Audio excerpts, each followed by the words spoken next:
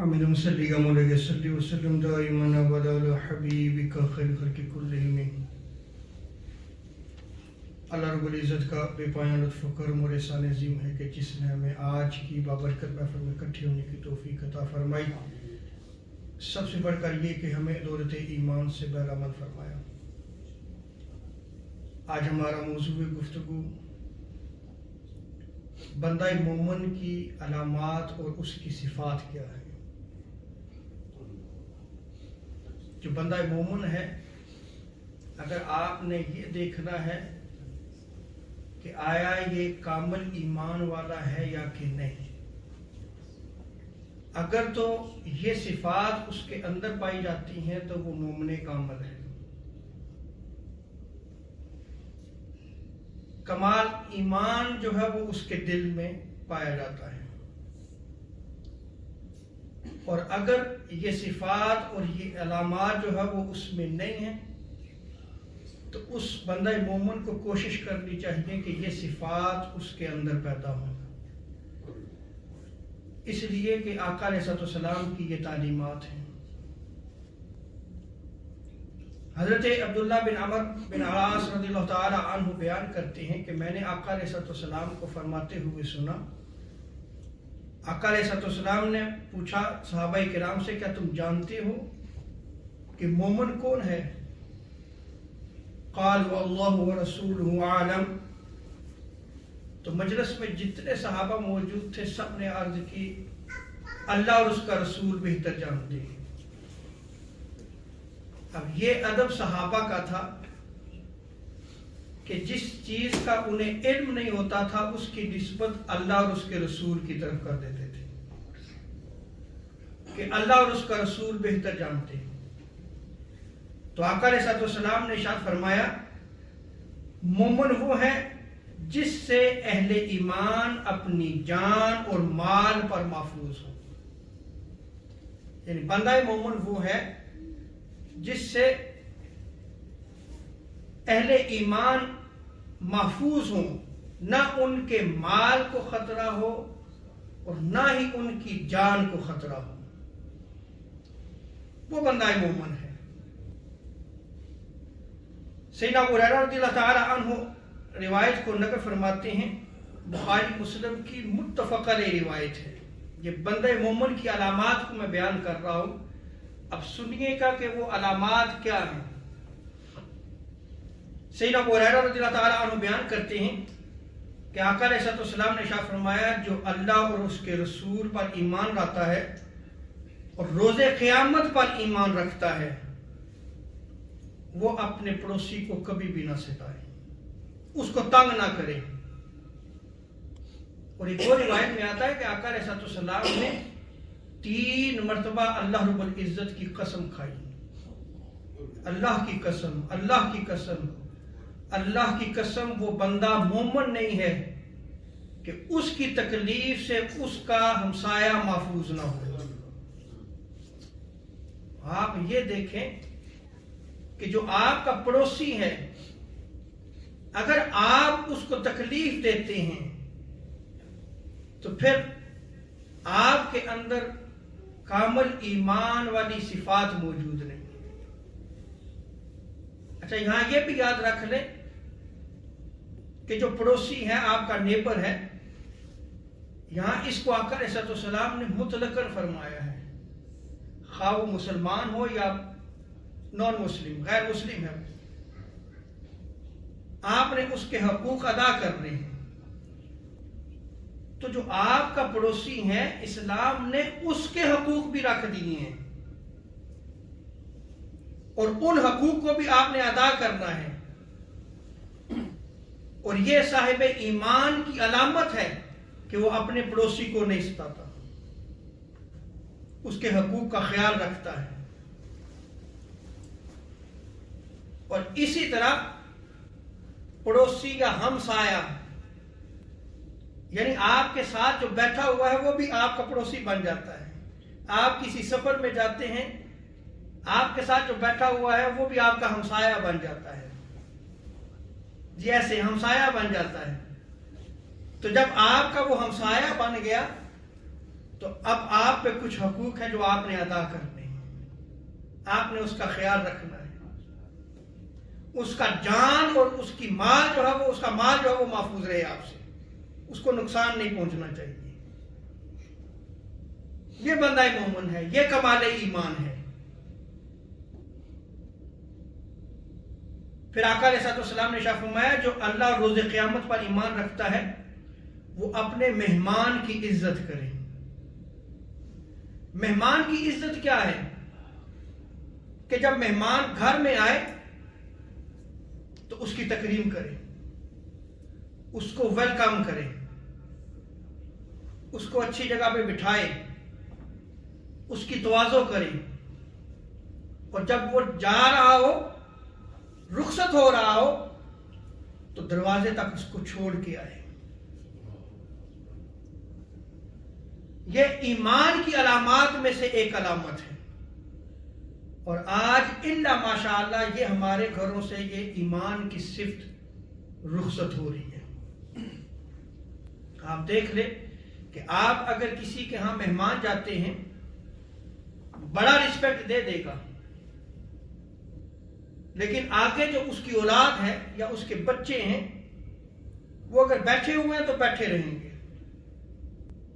وہ آپ کو ویلکم بھی نہیں کریں گے۔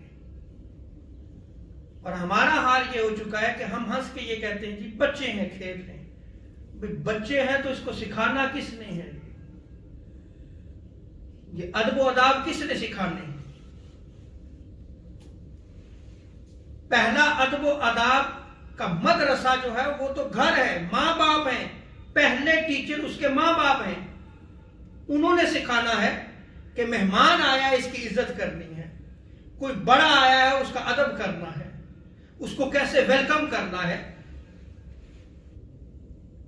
یہ چیزیں ہم نے اپنے بچوں کو سکھانی ہیں، کوئی باہر سے نہیں سکھائے گا، باہر سے تو وہ نہیں سیکھیں گے۔ اور بالخصوص جس ملک میں ہم رہ رہے ہیں اس میں اسلامی طرز زندگی سے مختلف چیزیں سکھائی جاتی ہیں، بچے وہاں سے زیادہ سیکھ رہے ہیں۔ اور جب ہم اسلام کو گھر میں نہیں رکھیں گے تو پھر ذرا تصور کریں کہ آنے والے دور میں ہمارے بچے کس حال میں ہوں گے، پھر ہمارا اسلامی کلچر کتنا جو ہے وہ ہماری فیملیز میں رہ جائے گا پھر۔ اور آگے آ کر علیہ السلام نے ارشاد فرمایا جو اللہ اور روز قیامت پر ایمان رکھتا ہے وہ اپنے منہ سے اچھی بات نکالے یا خاموش رہے۔ خاموشی بہتر ہے اگر اچھی بات نہیں کر سکتا،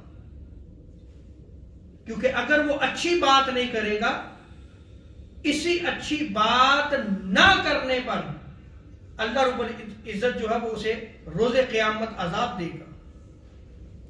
وہ قیامت میں کے دن جو ہے رب تعالیٰ کے حضور جب پیش ہوگا تو اچھی بات نہ کرنے کا وہ حساب کتاب دے گا۔ اس لیے بندہ مومن کو چاہیے کہ ہمیشہ اچھی بات کرے یا خاموشی کو اختیار کر لے۔ اسی طرح آقا علیہ السلام نے ارشاد فرمایا، حضرت ابو موسیٰ اشعری رضی اللہ تعالیٰ عنہ اس روایت کو نقل فرماتے ہیں،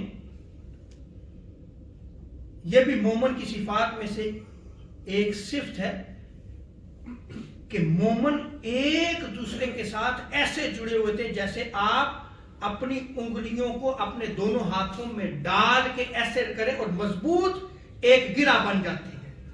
اور یہ آقا علیہ السلام نے بھی ایسے ہی تمثیل دیتے ہوئے صحابہ کرام کو تعلیم دی کہ ایک مومن دوسرے مومن کے لیے ایک مضبوط دیوار کی طرح ہے جس کا ایک حصہ دوسرے حصے کو مضبوط کرتا ہے۔ اور پھر آقا علیہ السلام نے اس بات کی وضاحت کے طور پر آپ صلی اللہ تعالی علیہ وسلم نے اپنے دونوں ہاتھوں کی انگلیاں ایک دوسرے میں ڈالی، ایسے ایسے مضبوط ہیں۔ ذرا آج مسلم کمیونٹی کی طرف دیکھیں، کیا یہ آج مضبوطی موجود ہے؟ یہ والی ہر کوئی اپنے نشہ میں مست ہے۔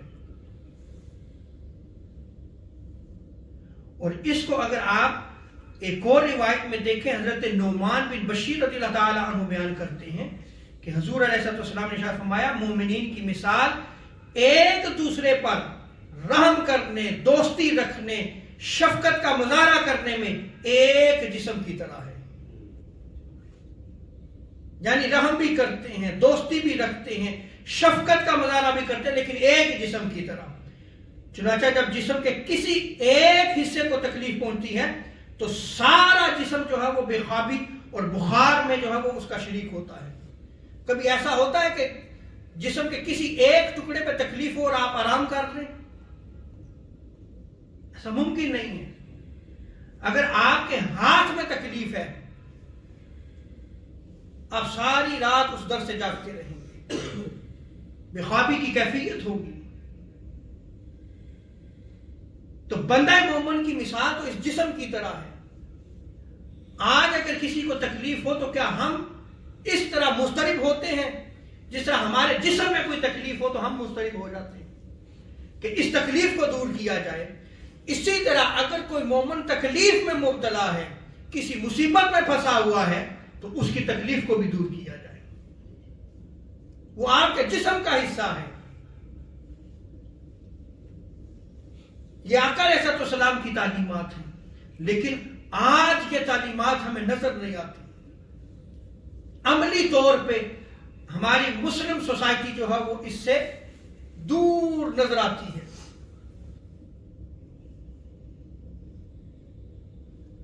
اور اسی طرح حضرت انس بن مالک رضی اللہ تعالی عنہ بیان کرتے ہیں یہ کامل ایمان والوں کی صفات ہے. یعنی ان کی صفات کیا ہیں؟ دیکھیے گا ایک اور صفت آقا علیہ السلام نے بیان فرمائی.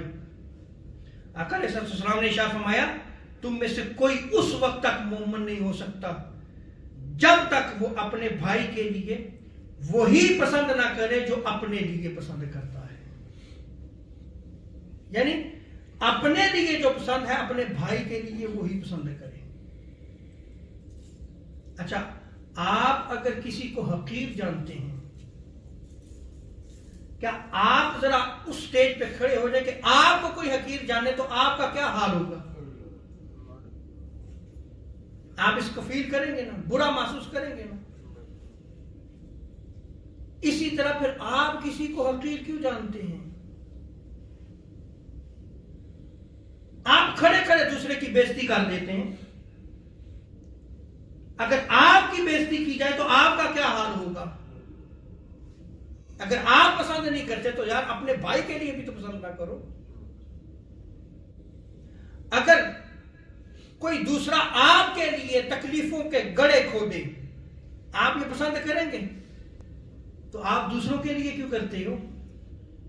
کیوں تکالیف پہنچاتے ہو؟ اس کا مطلب ہے کہ ہم جو اسلامی سوسائٹی آقا علیہ السلام نے قائم کی تھی اس سے دور ہٹتے چلے جا رہے ہیں.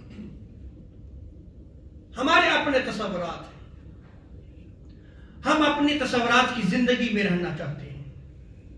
جو آقا علیہ السلام نے ایک اچھا معاشرہ دیا تھا، ایک اچھی سوسائٹی قائم کی تھی، وہ عرب کے بادیہ نشینوں کو ایسی تعلیم دی کہ وہ کچھ ہی عرصے میں پوری دنیا کے حکمران بن گئے. وہ کیا تعلیمات تھی؟ وہ یہی ساری تعلیمات تھی.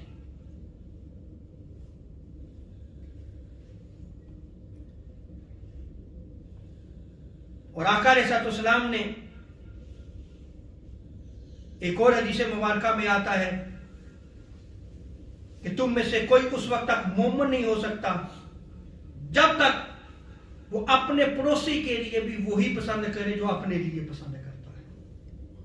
یعنی نیبر کے لیے بھی وہی پسند کرو، اس کو تکلیف نہ دو، اس کو ستاؤ نہیں.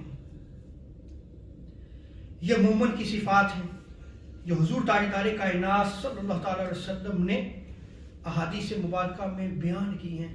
اللہ رب العزت ہمیں اس رمضان المبارک کا فیض عطا فرمائے.